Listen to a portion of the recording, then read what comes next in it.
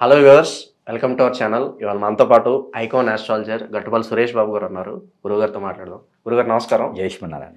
గురుగారు, 2025లో ఎలాంటి సంఘటనలు జరగబోతున్నాయండి? సోషల్ మీడియాలో కావచ్చు, కొన్ని ఆర్టికల్స్ చూస్తే ప్రపంచం అంతం కాబోతుంది అంటారు, వణుకు పుట్టిస్తుంది అంటారు. సో ఇలా అంటారు కదా, మరి 2025లో ఎలాంటి సంఘటనలు జరగబోతున్నాయి?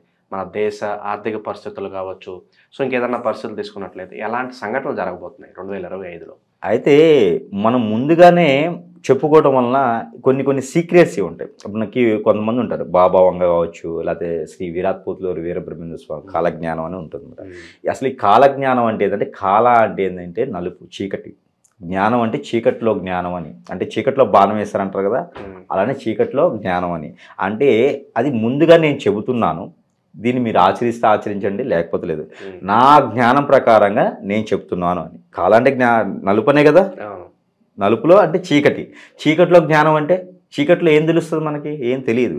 అంటే అక్కడ వాళ్ళు ఊహించినటువంటిది గ్రహాల స్థితిగతులను కూడా పరిగణిస్తారు. మనకి మా పెద్దలు చెప్పింది, మా పూర్వీకులు కానీ మా గురువు గారు మా చెప్పింది ఏంటంటే, కొన్ని గ్రహాలు ఉంటాయి. ఈ గ్రహాలు స్థితిగతులు అనేది మనకి ముందుగా తెలుస్తుంది. ఇప్పుడు మా దగ్గర పంచాంగం ఉంటుంది, 360 సంవత్సరాల పంచాంగం ఉంటుంది, ఇంత పెద్దగా ఉంటుంది. దాంట్లో మనకి 360 సంవత్సరాల ముందు వెనక ఏం జరుగుతుందని కూడా తెలుస్తుంది. ఇప్పుడు మనకు వచ్చినటువంటి లాస్ట్ చూసినట్టయితే కోవిడ్ కానివ్వండి, కొన్ని జరిగినాయి ఆల్రెడీ. ఇవన్నీ కూడా ఏంటంటే మన పెద్దలు మనకు చెప్పినవే. అలానే ఈ పెద్దలు ఎక్కడి నుంచి చెప్పారంటే, బ్రహ్మంగారు స్వామి చెప్పారు, శ్రీ విరాట్ పోతులూరు వీరబ్రహ్మేంద్ర స్వామి చెప్పారు. కొన్ని రకాలుగా కొన్ని దేశాలు అయితే బాబా వంగలాగా, ఇంకా కొన్ని ఉంటారు థామస్ లాగా, ఇంకా చాలా మంది చాలా రకాలుగా ఒక్కొక్కడు కనిపెడతా ఉంటారు. ఒక్కొక్కడు దాని మీద దృష్టి ఉంటుంది. ఇప్పుడు మనకి ఎక్కడ దాకా ఎందుకు, మనం చాలామంది చూసుకున్నట్లయితే ఇప్పుడు మీరు చెప్పినటువంటి దాని ప్రకారంగా చాలామంది చూసుకున్నట్లయితే కంక్లూజన్ కొంచెం మనం మాట్లాడుకుందాం. ఇప్పుడు వాతావరణ శాఖ అని ఒకటి ఉంటుంది, ఓకేనా?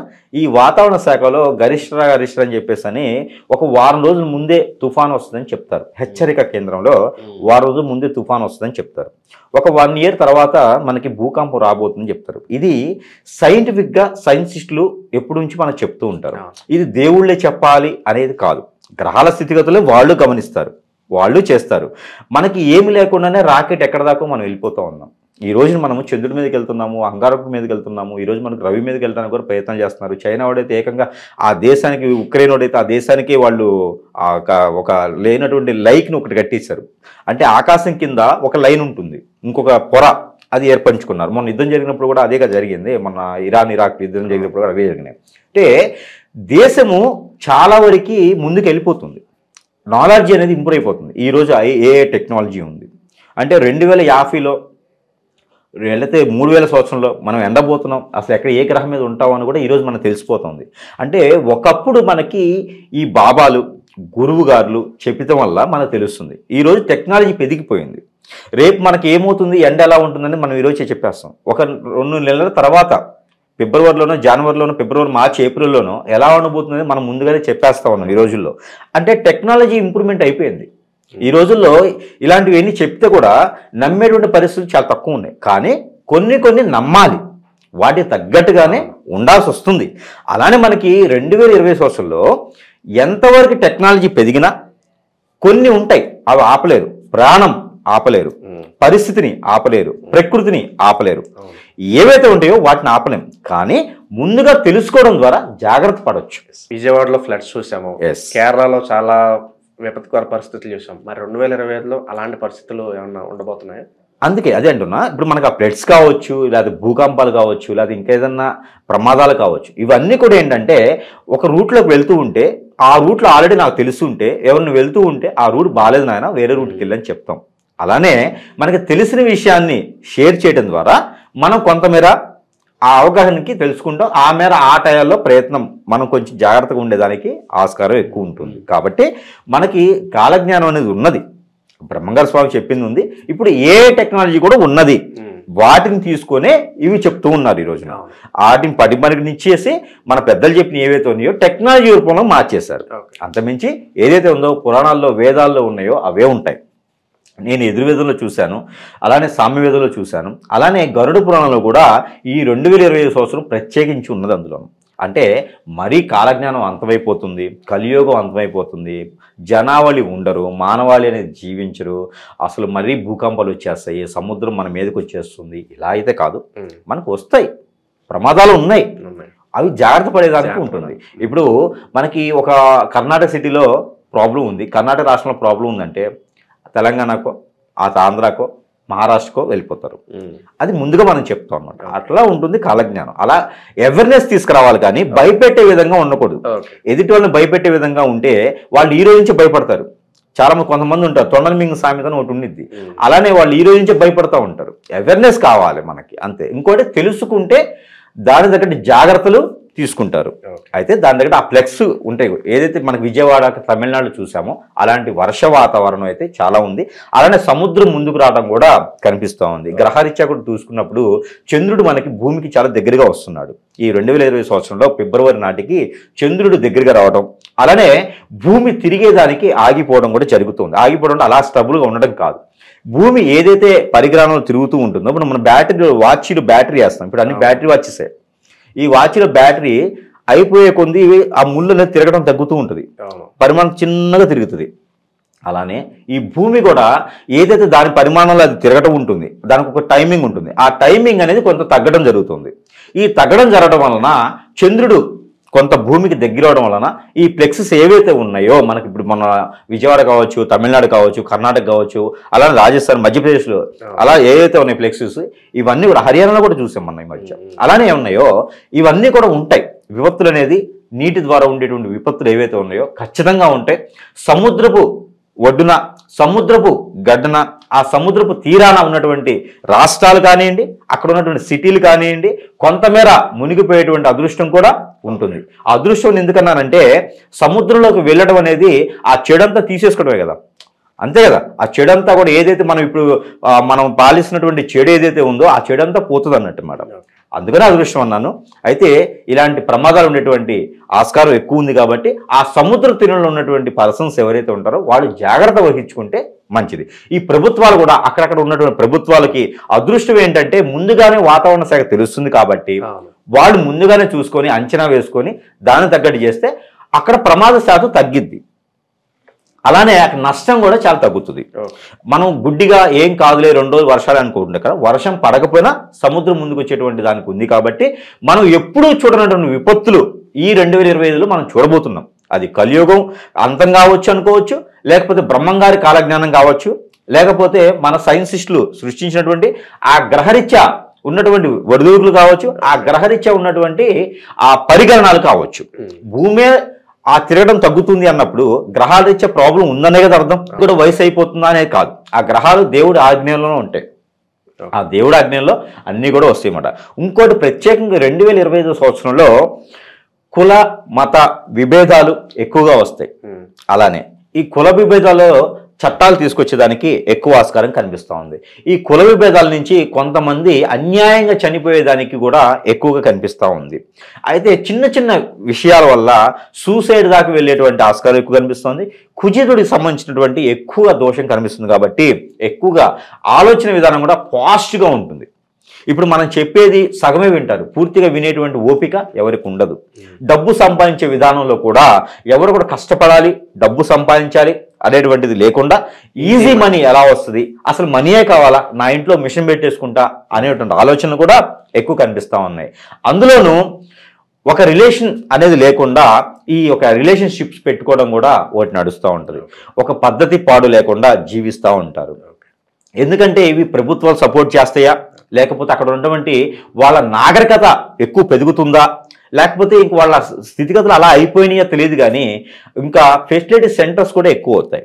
మనుషుల్లోనూ వాళ్ళ భావనలో భార్య ఎక్కడో ఉంటుంది, భర్త ఎక్కడో ఉంటారు, ఆర్థిక స్థితిగతుల వల్ల వాళ్ళు ఎక్కడెక్కడో జాబ్ చేయాల్సి వస్తుంది. దానివల్ల పిల్లలు పుట్టేదానికి కూడా చాలా తక్కువ అయిపోతుంది. ఈ 2025లోనే ఇవన్నీ జరుగుతాయి. ఇవన్నీ చిన్నగా కనిపించవచ్చు కానీ ఇవన్నీ కూడా అంతమే కదా. ఇప్పుడు సంతానం పుట్టలేదు అంటే అక్కడ అంతమవుతున్నట్టే కదా అర్థం. బతికున్నవాడు చచ్చడం అనేది సెకండరీ. కానీ పెళ్ళైన తర్వాత భార్యాభర్తలకి సంతానం లేదు అంటే అక్కడ తగ్గుతుందనే కదా జనాభా సంఖ్య. అప్పుడే కదా ఫెర్టిలిటీ సెంటర్స్ వస్తాయి. వీళ్ళిద్దరు హార్మోన్స్ ఇంబ్యాలెన్స్ ప్రాబ్లమ్స్ రావడం, అంతు చిక్కనటువంటి రోగాలు రావడం కూడా మొదలవుతుంది 2025 సంవత్సరం. ఒక చిన్నపాటి సిగరెట్ తాగితే కూడా క్యాన్సర్ వచ్చేటువంటి అదృష్టం కూడా ఈ ఒక 2025లో ఉంటుందన్నమాట. అంటే సిగరెట్ తాగడం వల్ల లంగ్స్ పోతాయి, లివర్ పోతుందని విన్నారు, క్యాన్సర్ కూడా వస్తుంది. అది ఈ 2025లో జరుగుతుంది. కొత్త జబ్బులు మొదలవుతాయి. డాక్టర్ కూడా అంత చిక్కదు. మరి కోవిడ్ లాంటి వైరస్ వచ్చినప్పుడు ఖచ్చితంగా వైరస్లు వచ్చే ఛాన్సులు వస్తున్నాయి. ఖచ్చితంగా వస్తాయి. ఖచ్చితంగా కోవిడ్ లాంటి కాదు, కోవిడ్ కన్నా ప్రమాదకరమైనటువంటి వైరస్లు కూడా కోవిడ్ వచ్చినప్పుడు 15 రోజులు 20 రోజులు నెల 10 రోజులు వాళ్ళు కొన్ని ఇమ్యూనిటీ ప్రకారంగా ఉన్నారు. ఆ ఇమ్యూనిటీ ఇప్పుడు ఎవరికి లేవు. జంతువుల నుంచి వచ్చేటువంటి జబ్బులు చాలా ఉన్నాయి. కుక్కల నుంచి వచ్చేటువంటి జబ్బులు ఈ 2025లో ఖచ్చితంగా చూస్తారు. కుక్కల నుంచి పిల్లుల నుంచి కూడా జబ్బులు చూసేదానికి ఎక్కువ దృశ్యం కనిపిస్తూ ఉంది. ఏదైతే కుజుడు శని కలయికతో ఉన్నారో 2020 సంవత్సరంలో ఈ కలయిక వల్ల ఆ కాలభైరవుడి యొక్క రూపుతో ఉన్నటువంటి కుక్కలు, ఈ కుక్కలు కూడా చెడుని సంభవించేసి ఏదో ఒక రూపాన ఆ కళ్ళు చూసిన ఆ కుక్కలు మనకి అవరిసినా కూడా చెడు జరిగేదానికి ఎక్కువ ఆస్కారం ఉంది. కాబట్టి కుక్కలు కూడా కొంచెం దూరంగా పెట్టుకోవడం చాలా మంచిది.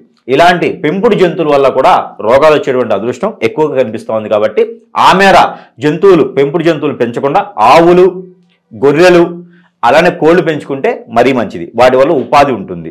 కుక్కలు పెంచుకుంటే రోగాలు వస్తాయి. అది 25లో ఖచ్చితంగా మనం చూడగలుగుతాం. గురుగారు, అలాగే దేశానికి సంబంధించి మన తెలుగు రాష్ట్రాలకు సంబంధించి పొలిటికల్గా కాసేపు మాట్లాడుకుందాం. 2 రాష్ట్రాల్లోనూ ప్రభుత్వాలు మారాయి.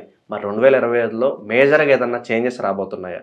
ఖచ్చితంగా ఈ యొక్క రాష్ట్ర ప్రభుత్వాల్లో చూసినట్లయితే, రాష్ట్ర ప్రభుత్వాల్లో ఉన్నటువంటి ఎవరికైతే ఉందో తెలుగు రాష్ట్రాల వరకు మనం చూసినట్లయితే ఈ తెలుగు రాష్ట్రాల్లో పెద్ద దిక్కులుగా ఉన్నటువంటి పార్టీల్లో పెద్ద దిక్కులుగా ఉండే వాళ్ళకి ఆరోగ్య సమస్యలు వచ్చేదానికి ఎక్కువ ఆస్కారం కనబడతా ఉంది. అందులోనూ అంటే పర్టికులర్ మనం చెప్పకూడదు కాబట్టి అందులోనూ పెద్ద దిక్కులుగా ఉన్నటువంటి వాళ్ళకి ఎక్కువ ప్రమాద శాస్త్రం జరిగేదానికి ఆస్కారం ఉన్నది. వాళ్ళ మీద యాక్సిడెంట్లు కానివ్వండి, ఆరోగ్యంగా సమస్యలు ఉన్నా కూడా ఈ ఒక 2020 సంవత్సరంలో ఖచ్చితంగా తెలుగు రాష్ట్రాల వాళ్ళకి ఆ పార్టీలో పెద్ద దిక్కుగా ఉన్న వాళ్ళకి కూడా ఇబ్బంది అయితే కనిపిస్తుంది. దానివల్ల వాళ్ళు కొంచెం రుమ్మతులు చూయించుకోవడమో చేయడం చేస్తూ. కూటమి ఒకటి ఫామ్ అయింది కదా, మరి ఏదన్నా బ్రేక్ అయ్యే ఛాన్సెస్ ఏమైనా కనిపిస్తుంది? కూటమి ప్రభుత్వాలు అయితే మాత్రం ఖచ్చితంగా వాళ్ళకి బ్రేక్ అయ్యేదే కనిపిస్తుంది. 2025 సంవత్సరంలో కూటమిలో గొడవలు మొదలవుతాయి.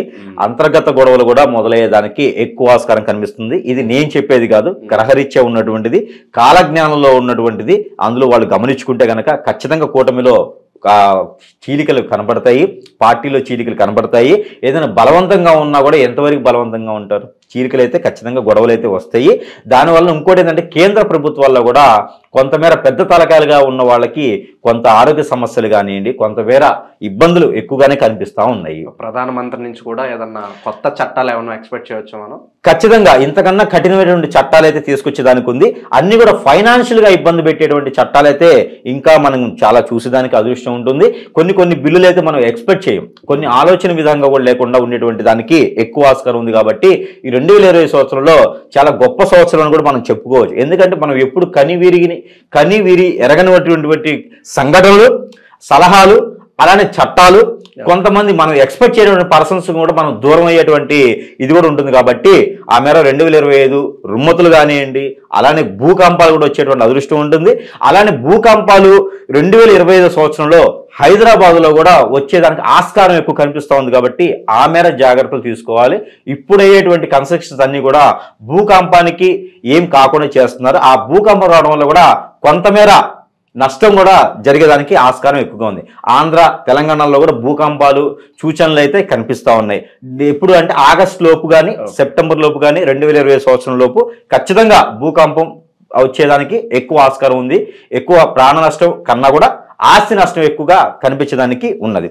ఇప్పటికే అన్ఎంప్లాయ్మెంట్ మన దేశంలో చాలా వరకు ప్రాబ్లం, చాలా మంది జాబ్స్ పోతున్నాయి.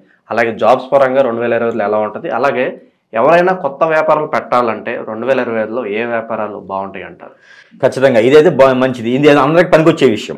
ఇవి విపత్తులు ఇవన్నీ కంటే కూడా ఎవరో ఎక్కడో పోతారు, ఎవరో ఎక్కడ ఏదో అవుతుందని కన్నా కూడా బాగుపడేదానికి 2020 సంవత్సరంలో ఏ వ్యాపారాలు చేసుకుంటే బాగుంటారు, ఇది బాగుంటుంది. ఏంటంటే 2025లో వస్త్ర వ్యాపారాలు చాలా బాగుంటాయి.